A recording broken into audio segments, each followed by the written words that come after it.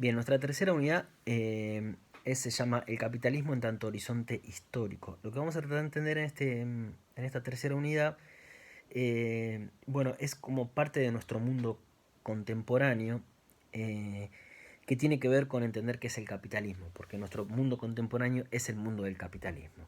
Entonces, en esta tercera unidad lo que vamos a hacer es concentrarnos primero en entender qué es el capitalismo. Para eso vamos a ir a la teoría de Marx y de Engels, que son los dos pensadores que describieron con mayor lucidez cómo funciona el capitalismo, para entender cómo esta sociedad en la que nosotros vivimos se define o tiene dos rasgos específicos que nunca antes habían existido en los otros modelos sociales, ¿no? Que son la propiedad privada de los medios de producción o de los recursos naturales, y que la economía, que la actividad económica, que es la vida que hacemos todos, que tenemos todos, está determinada económicamente. ¿Esto qué quiere decir? Que el trabajo persigue un fin económico, es decir, una ganancia. Esto, aunque parezca medio raro, no ocurrió nunca así. Es propio del sistema capitalista. ¿Qué es esto? Antes del mundo capitalista, si yo soy panadero, no hago pan para tener una ganancia económica. Hago pan porque el pan me permite vender parte de ese pan para comprar fruta y para comprar carne y pagar el alquiler. Pero no es que hago pan para ganar dinero, para acumular dinero. Solo en el capitalismo la vida, la producción, la vida activa está relacionado con ganar dinero. No dinero para comprar otras cosas, para acumular dinero, que sería el capital. Y la propiedad privada, ¿no? Que es que las tierras, los alimentos, las máquinas, las herramientas, hoy en día podemos decir las patentes de los medicamentos, el software, los derechos de autor, son propiedad privada. Es decir, son propiedad soberana de un individuo o un grupo de individuos, ¿no? Eso no había existido tampoco nunca, ¿no? La propiedad privada entendida así no había existido, por lo menos la propiedad privada de los recursos vitales de una época, ¿no? Las propiedades eran comunes o tenían ciertas limitaciones, no es que cada uno hacía lo que quería o se lo podía adueñar para sí, ¿no?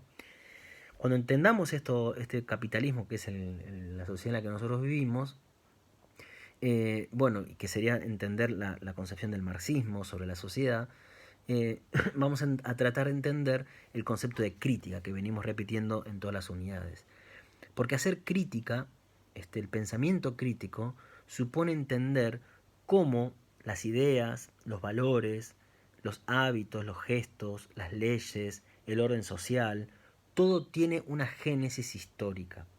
Hacer crítica es poder entender que las cosas tienen una génesis, que han tenido un origen, que han sido producidas, que las cosas no son así por naturaleza, que nosotros no vivimos en una sociedad donde hay ricos y pobres porque eso es la naturaleza humana, porque siempre ha sido así.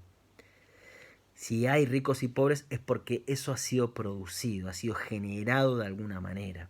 No es que ocurrió así desde que el ser humano es ser humano. No es como la naturaleza o las plantas que obedecen a procesos que son independientes de los humanos y que son siempre los mismos, ¿no? La vida humana depende de lo que hacemos los humanos. La vida humana, todo lo que sea la vida humana. Que haya ricos y pobres, que haya hombres y mujeres, que los hombres sean tal cosa y las mujeres sean tal otra, que haya determinados pensamientos o leyes. Todo en la vida humana es producto de lo que hacemos los humanos, es un invento de los humanos. Y de alguna manera la crítica, el pensamiento crítico es el pensamiento que logra entender cómo eso ha emergido en la historia. Uno de los grandes pensadores que logró hacer esto fue Marx. Entonces, una vez que veamos ese concepto de crítica, vamos a ver qué sería una pedagogía crítica, es decir, qué sería pensar la educación como una forma de desenmascarar los procesos pretendidamente naturales, desenmascarar los estados que se presentan como naturales, mostrar de dónde vienen esos estados y transformarlos, porque un poco la crítica lo que hace es, al desenmascarar esa génesis, al entender que las cosas son producidas, lo que habilita es a cambiarlos. Para entender bien este planteo marxista, lo que nosotros vamos a hacer ahí, en esa unidad, es ver al mismo tiempo cómo el planteo de Marx sobre la sociedad lo vamos a encontrar o se encuentra en un cine de un director ruso, en los pioneros del cine ruso, que fue Sergei Eisenstein.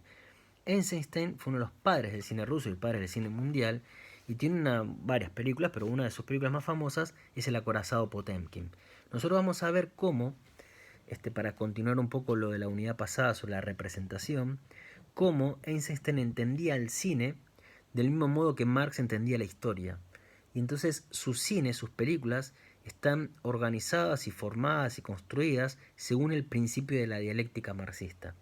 Es decir, cómo él pensó una historia, cómo él piensa en el montaje, por qué pongo una imagen acá y luego pongo la siguiente imagen, el criterio que está detrás de ese montaje, de esa construcción de una película, es el mismo criterio que Marx encuentra en la historia, ¿no?